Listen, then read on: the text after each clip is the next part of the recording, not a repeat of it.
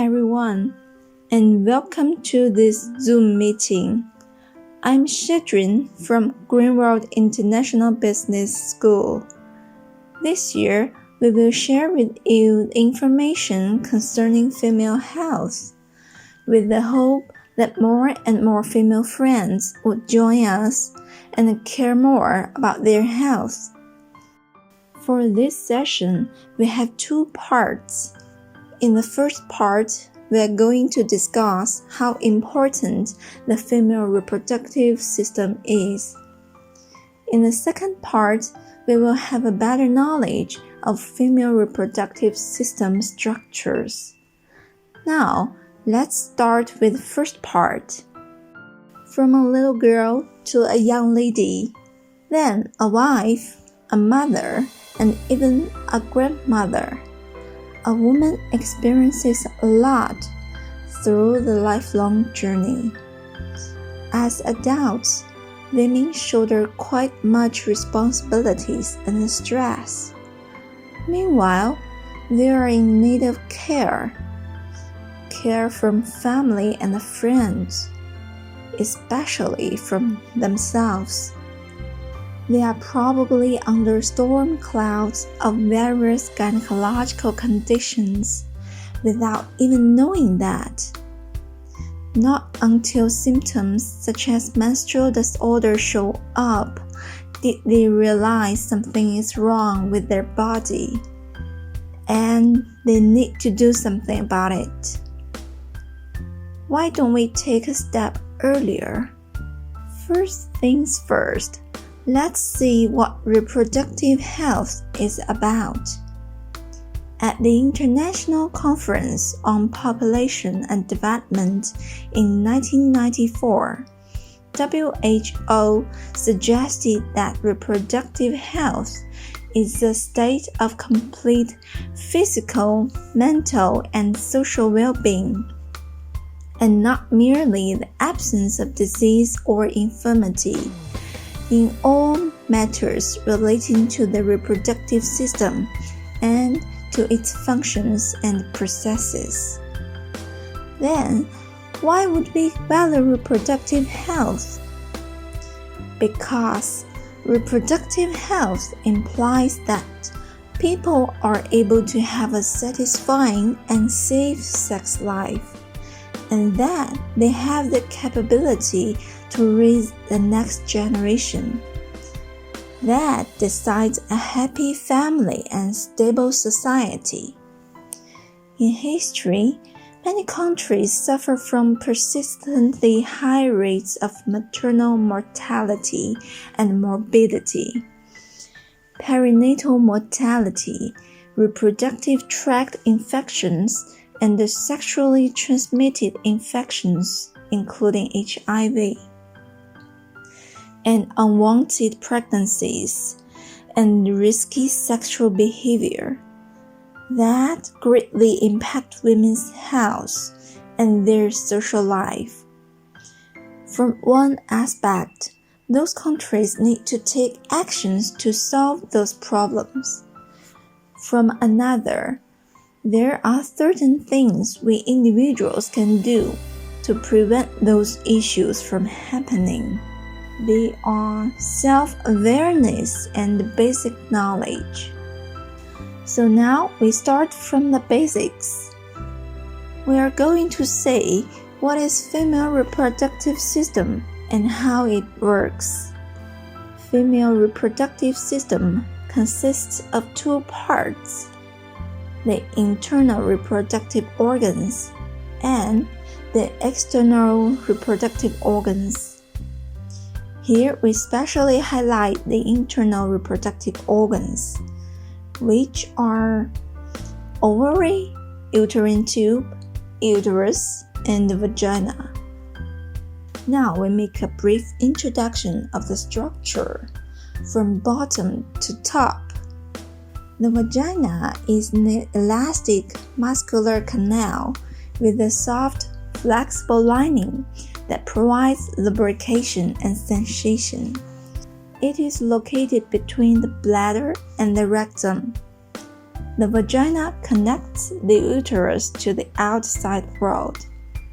The cervix of the uterus protrudes into the vagina, forming the interior end. It has several roles within the female reproductive system.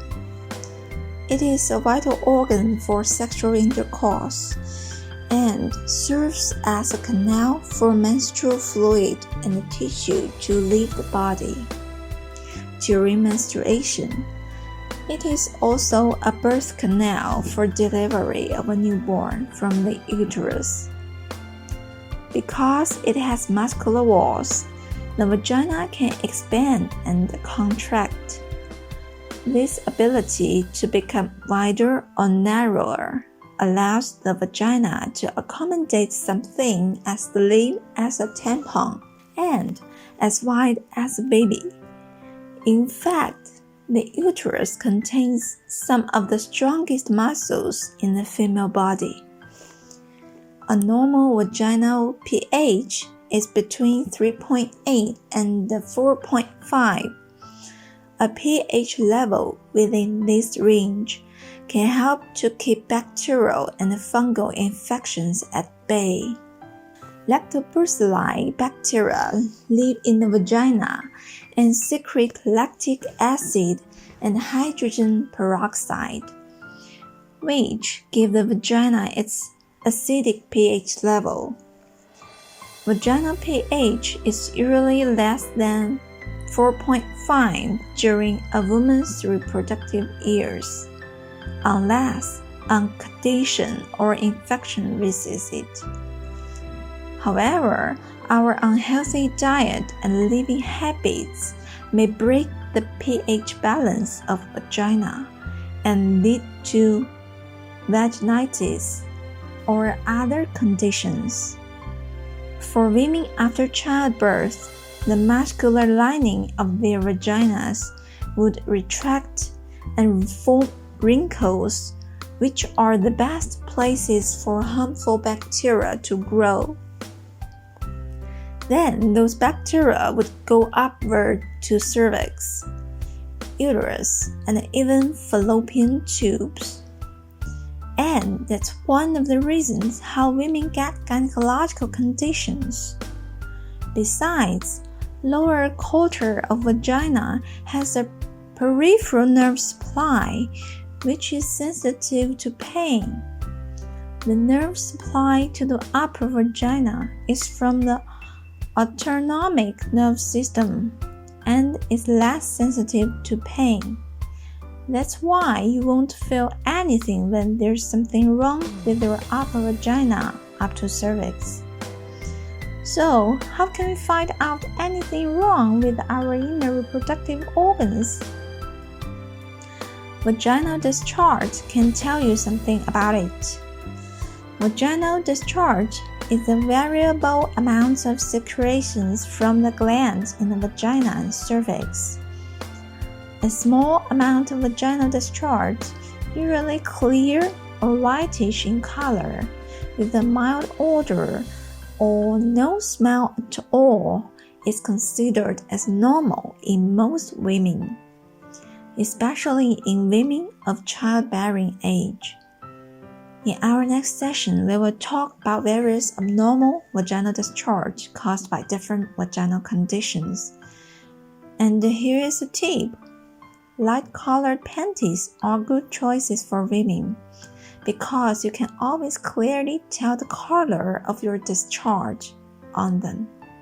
When we talk about uterus, we have to mention the cervix first, which is a cylinder-shaped neck of tissue that connects the vagina and uterus. It is located at the lowermost portion of the uterus and is composed primarily of fibromuscular tissue. During childbirth, the cervix dilates widely to allow the baby to pass through.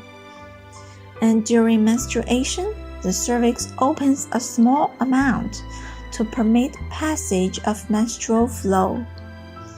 It is the gate of uterus and should be well guarded, or else harmful bacteria or viruses would invade and impact whole reproductive system.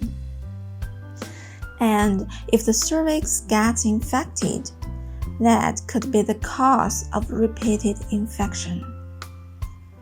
Uterus, also called womb, is an inverted, pear-shaped muscular organ in pelvis. It functions to nourish and house a fertilized egg until the fetus is ready to be delivered. The uterine cavity opens into the vaginal cavity, and the two make up birth canal. The uterus of a girl is small until puberty, when it rapidly grows to its adult size and shape. After menopause, when the female is no longer capable of having children, the uterus becomes smaller, more fibrous, and paler. The uterus has a lining made of mucous membranes on the inner side of its wall. This lining is called the endometrium. It has two layers. One is a functional layer that sheds itself during each menstrual cycle, and the other layer is the base that remains on the wall of the uterus permanently. It thickens in size every month throughout the fertile years of every woman. When it thickens, it serves as a nutrient-rich medium for the embryo to plant itself into. The normal range of endometrial thickness for conceiving is considered to be around 8 mm, which needs to go up to around 15 mm to be able to hold the fertilized egg securely. The right endometrial thickness for conception is essential in the entire process of getting and staying pregnant. Too thin or thick layer would affect conception and cause miscarriage. Certain fibroids can also disturb the function of endometrium. Uterus is where menstruation stream comes from. The menstrual cycle kicks off with the shedding of the uterine lining. When an egg from the last menstrual cycle hasn't been fertilized, that means no baby on board. Your uterus doesn't need the thickened lining that develops throughout the month. So like any smart, independent bodily organ, it sheds the lining through the vagina. Then the menstrual phase begins. The menstrual cycle, which is counted from the first day of one period to the first day of the next, isn't the same for every woman. Menstrual flow might occur every 21 to 35 days and last 2 to 7 days. Any change of color, volume of bleeding, blood clots, shortened or prolonged time of menstruation could suggest menstrual disorder. Generally, menstruation can tell you whether you have anything wrong with your uterus. For example, according to traditional Chinese medicine, cold in the uterus is a very common gynecological pathology, and 9 out of 10 women are suffering from that, which can be told through blood clot in menstruation. Later, we will have in-depth understanding about those conditions. Fallopian tubes are muscular tubes that sit in the lower pelvis. The primary function of the fallopian tubes is to transport eggs from the ovary to the uterus. The eggs are picked up by the fimbriae and then swept towards the uterus.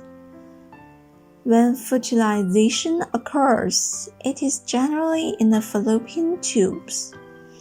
The sperm travel out from the uterus into the tubes, where they may encounter and fertilize an egg. The fertilized egg then continues its movement towards the uterus.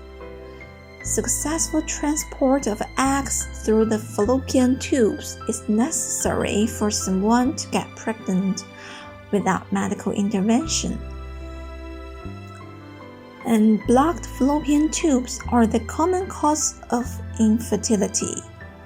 Infection of female reproductive system may result in blockage or fallopian tube adhesion. This is one of the factors contribute to infertility. Now let's take a look at ovaries, the primary reproductive organs for women.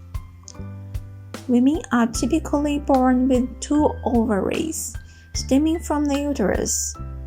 Before puberty, ovaries are just long bundles of tissue. As the female matures, so do her ovaries. When mature, ovaries are about the size of a large grape. The ovaries lie on either side of the uterus against the pelvic wall. They are held in place by ligaments attached to the uterus.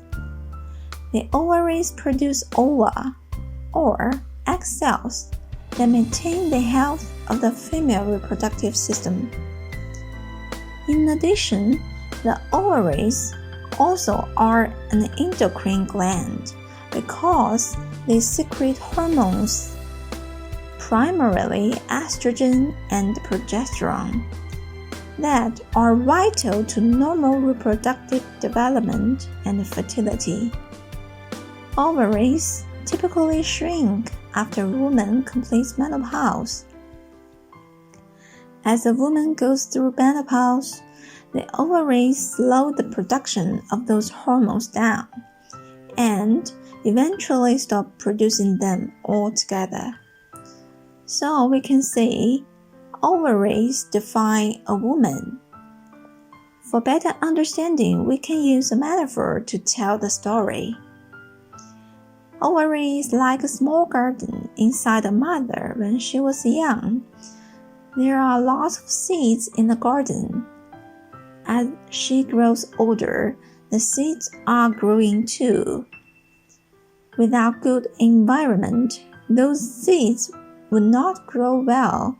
So, maternal health ensures good quality of those seeds. Also, the garden needs fertilization. Estrogen and progesterone are fertilizers, which ensures the development of female reproductive organs and helps develop adult female characteristics, such as breasts and larger hips, and to aid in the reproduction cycle. Progesterone is also key to reproduction, including accelerating growth of endometrium and preparing the uterus for fertilized egg implantation.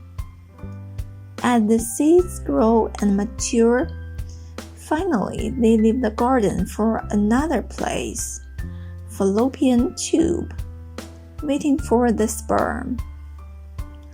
Finally, they get married and live happily thereafter. What a romantic story, right? Now let's have a look at these follicles. Inside each ovary, there are follicles, and inside of each follicle is a dormant egg. When a female is born, she has around 150,000 to 500,000 follicles in her ovaries.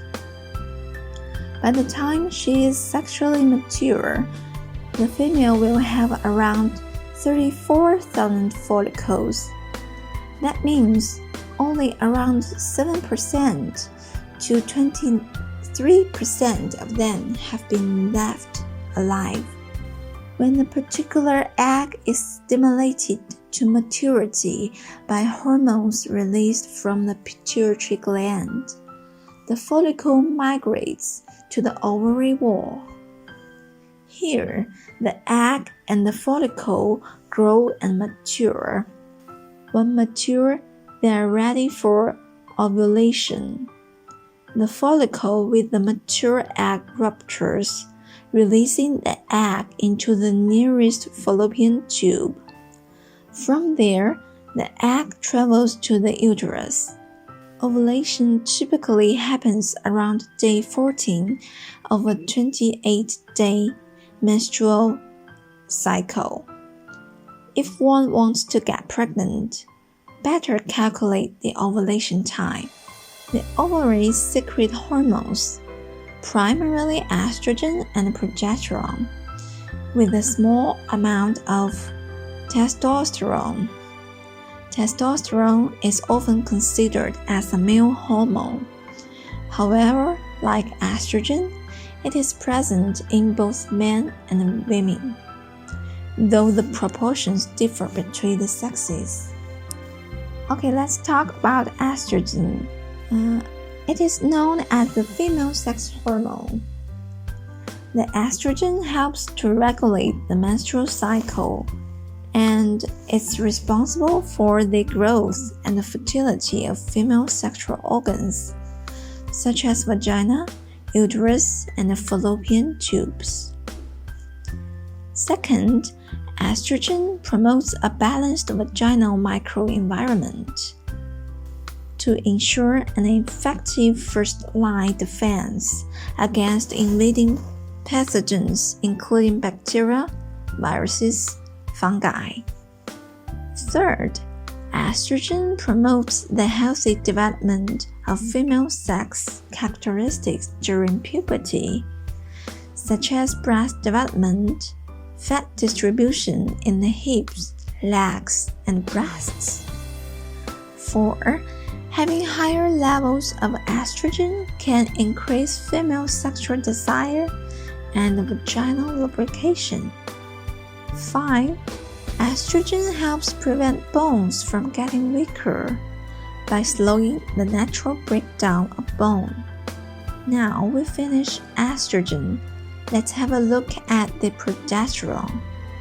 Progesterone is often associated with pregnancy, but it also has amazing benefits for our body.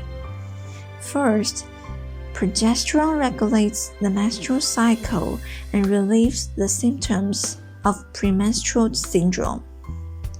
Second, progesterone acts as a natural antidepressant, relieves anxiety, and improves moods. It also relieves postpartum depression, which is caused by the drastic drop in progesterone after childbirth.